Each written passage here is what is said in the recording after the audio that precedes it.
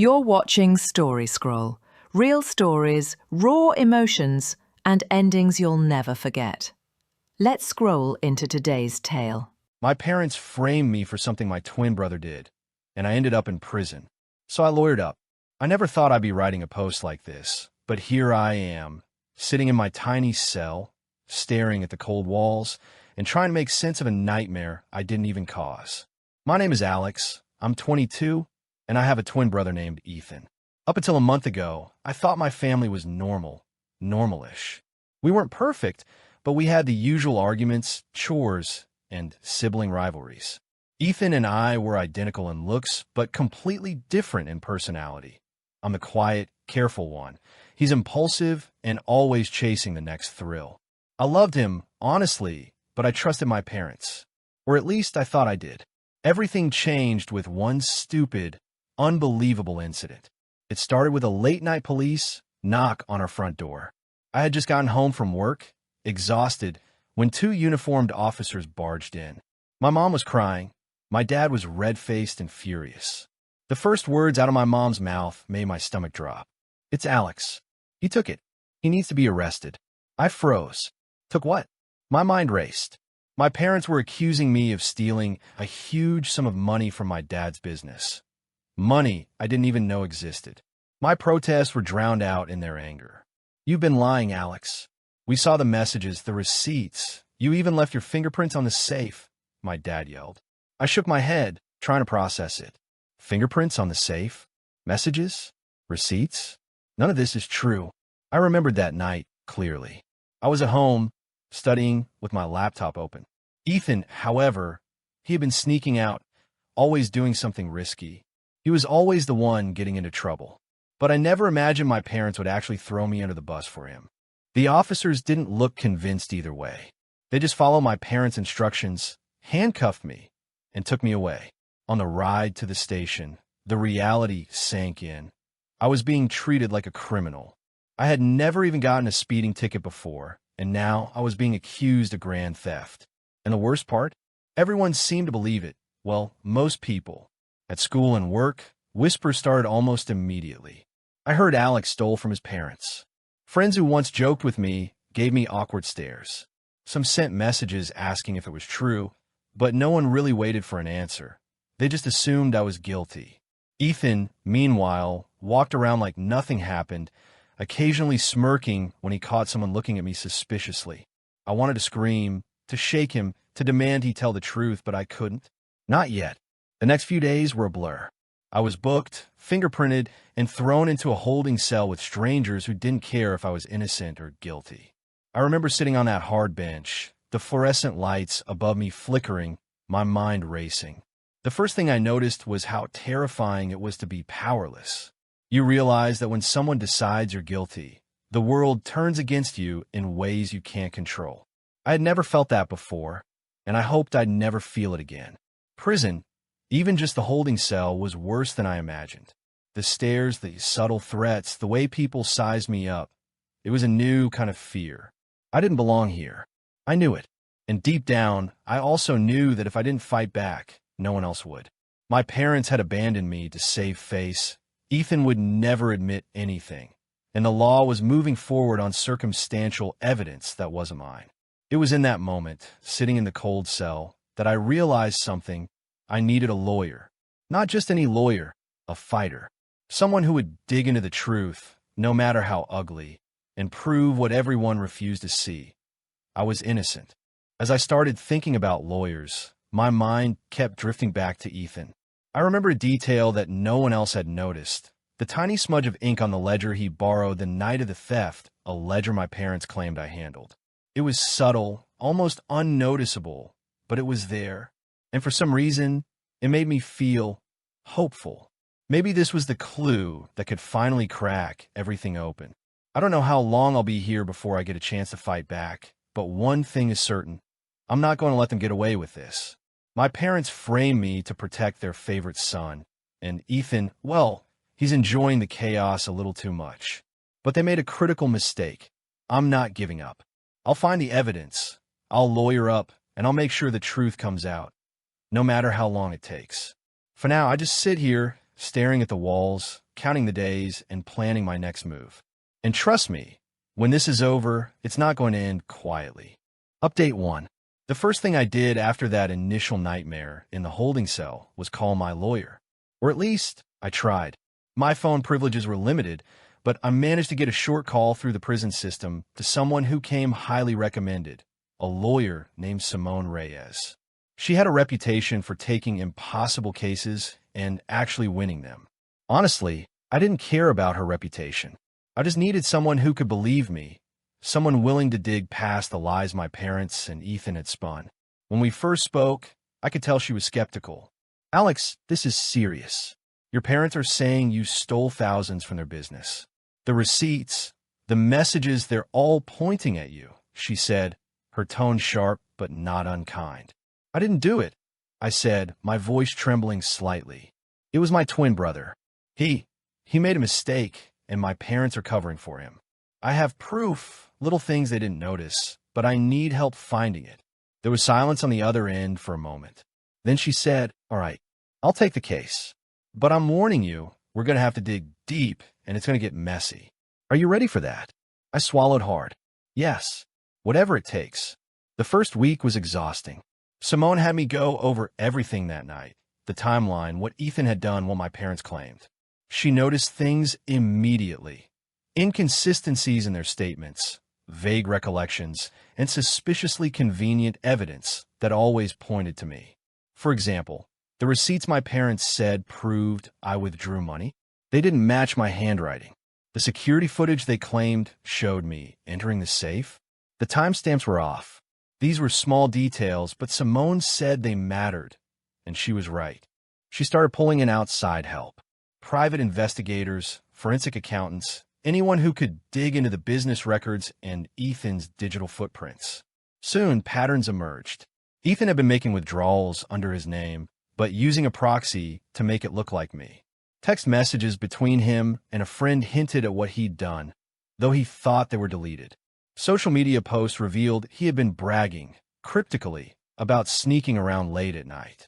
It was sloppy, but he thought no one would ever connect the dots. Meanwhile, inside the prison system, life didn't get any easier. Word had gotten around that I was fighting my case, and some inmates saw that as a reason to test me. There were nights when I lay on my bunk listening to footsteps outside my cell, wondering if someone would try to hurt me. I became cautious, careful, and more determined than ever. Every day that passed without progress made me angrier, but also more focused. The tension escalated outside prison as well. I could tell Ethan and my parents were noticing our progress. My dad started calling, trying to reason with me over the phone. My mom sent letters, emotional pleas asking me to do the right thing and save the family. I ignored them. The emails and messages my lawyer obtained showed that Ethan was becoming paranoid. He'd slip up in conversations, mentioning locations and times that contradicted his alibi. One night, he texted a friend, "If Alex finds out, I'm screwed." Every small discovery felt like a victory. Simone filed motions to access more evidence, got forensic experts to analyze handwriting on receipts, and even requested that deleted text from Ethan's phone be recovered. Each court hearing was nerve-wracking. The prosecution tried to paint me as a habitual liar, someone who could be manipulating the story, but Simone was prepared. She pointed out inconsistencies in the evidence and presented witnesses who remembered seeing Ethan sneak into the office late at night. I remember the first hearing vividly. The courtroom was tense. My parents sat on one side, Ethan glancing around nervously, avoiding eye contact. The prosecution laid out their case, confident and smug, thinking it would be a slam dunk. Simone stood up calmly, presenting the discrepancies, showing how the receipts, messages, and videos didn't match the timeline.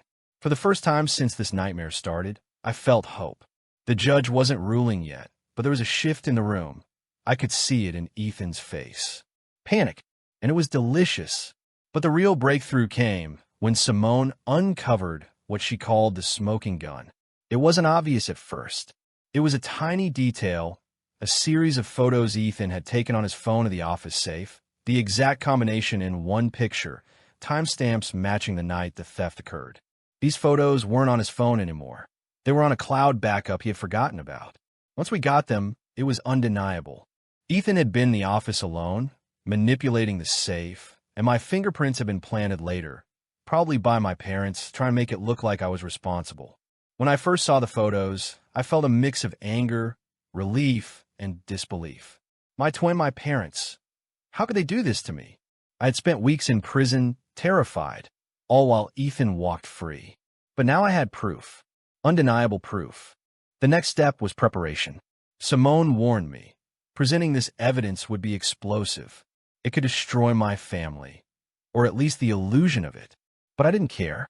I needed the truth to come out, and I wanted Ethan to face it. The cliffhanger, the part one still can't shake. The next day, when I got the court notice for the hearing, I saw Ethan in the visitor gallery. He looked pale, uneasy, and for a brief moment, he locked eyes with me. There was fear there, a flicker of guilt. He knows it's over. I don't know how he'll react when the evidence hits the courtroom. Will he confess?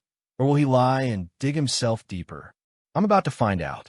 For the first time in weeks, I felt a surge of control. I wasn't just a victim anymore. I was fighting back.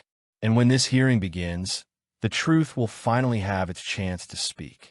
Stay tuned, because when Simone presents the photos and timelines, everything my parents and Ethan built to pin this on me is about to crumble. Final update. The day of the hearing arrived, and I won't lie, I was nervous. Not because I doubted the evidence, but because this was my family we were exposing. My twin, my parents, the people I grew up with. They were about to be stripped of the facade they had carefully maintained for weeks. Simone had prepared everything meticulously. The photos from Ethan's cloud backup, the text messages he'd forgotten to delete, receipts with mismatched handwriting, witness statements, all of it laid out in a binder that looked more like a novel than evidence. I could feel the tension in the courtroom as she began presenting each piece, connecting dots that the prosecution had ignored or twisted. Ethan sat pale, sweat forming at his temples. Every time Simone mentioned a timestamp, a photo, or a message, his fingers tapped nervously against the bench. My parents, on the other hand, looked like they were going to explode. My dad tried to scowl. My mom kept clutching her handkerchief like it would save her from the truth. Then came the moment of truth, the smoking gun. Simone held up the photos of Ethan standing by the office safe, the combination visible, timestamps matching the night of the theft. She walked the court through the evidence, carefully showing that the fingerprints on the safe had been planted. The judge, the jury, even the prosecution sat forward, unable to ignore the clarity of the proof. I'll never forget Ethan's reaction. First came disbelief. He shook his head, muttering something under his breath. Then came panic, his face red, his hands trembling. By the end, he tried to lie, saying he had no idea how the photos got there. Simone calmly destroyed that defense, showing how the timestamps and metadata were unalterable, how witnesses had seen him sneak in late at night, and how my parents had inconsistencies in every statement they'd made to the police. And my parents, I can't describe the mixture of shame, fear, and desperation on their faces. Every attempt to cover up or shift blame back on me fell apart under Simone's careful cross-examination. The courtroom had gone silent. Even the bailiffs seemed tense. I could feel a weight lift off me as each lie crumbled. By the end of the day, the judge officially exonerated me. I was free. All charges were dropped. The moment the words, "Alex, you are hereby cleared of all charges," were spoken, I felt something I hadn't felt in weeks. Relief, pure and unfiltered. I was no longer a prisoner of my twins' recklessness or my parents' betrayal. But the victory didn't stop there. Ethan faced immediate consequences. He was taken into custody for tampering with evidence, and his pending charges related to the theft were reinstated. The humiliation of being arrested in front of his peers and the public, especially after thinking he had gotten away with it, was poetic justice in its own right. Socially, he became an outcast, mocked quietly at school, and worked for weeks. He had underestimated me, and the tables had turned. My parents, meanwhile, faced the moral fallout. Their attempt to protect Ethan had completely backfired. Friends, relatives, and even some co-workers of my dad started questioning their judgment and ethics. My mother, who had always been the peacemaker in the family, was now viewed as manipulative, and my father's reputation in the business community took a hit. They hadn't broken any laws this time, but the damage to their credibility and family relationships was undeniable. After all the legal chaos, I had time to reflect. Betrayal from your own family leaves scars, but it also teaches you about resilience. I realized that justice isn't just about proving the truth. It's about reclaiming your life, your dignity, and your peace of mind. I'm not naive. I know my relationship with Ethan is permanently fractured. The trust we once had is gone. Whether it can be repaired is uncertain, and honestly, I'm okay with that. Some bonds aren't meant to survive lies and betrayal. With my name cleared, I started rebuilding my life. I returned to work, reconnected with friends who had stood by me, and focused on personal growth. I even signed up for courses to expand my career options, determined not to let anyone else define my path. There was a subtle satisfaction in seeing Ethan try to re-enter normal life after the fallout. I didn't gloat, but I did feel a quiet vindication when he realized how much he had underestimated me and how thoroughly his lies had been exposed. My parents eventually reached out, trying to apologize, but I set clear boundaries. I accepted that they loved Ethan more than they loved fairness, and I wasn't going to let them manipulate me again. One small, almost poetic moment of closure happened at a family gathering a few weeks later. Ethan, still under the weight of social embarrassment, tried to make a joke about the whole mess. The room went silent. My uncle raised an eyebrow, my cousins exchanged glances, and my parents avoided eye contact. It wasn't revenge in a loud, dramatic way, but it was a reminder of the truth finally settling in, a quiet confirmation that justice had its way. Looking back, the experience changed me. I learned how fragile trust can be, how resilient a person must become when the ones they love betray them, and how crucial it is to fight for yourself when no one else will. I also learned that truth has a way of coming out, no matter how deep someone tries to bury it. Thanks for watching Story Scroll. Hit that bell and stay tuned for the next story that will move your heart.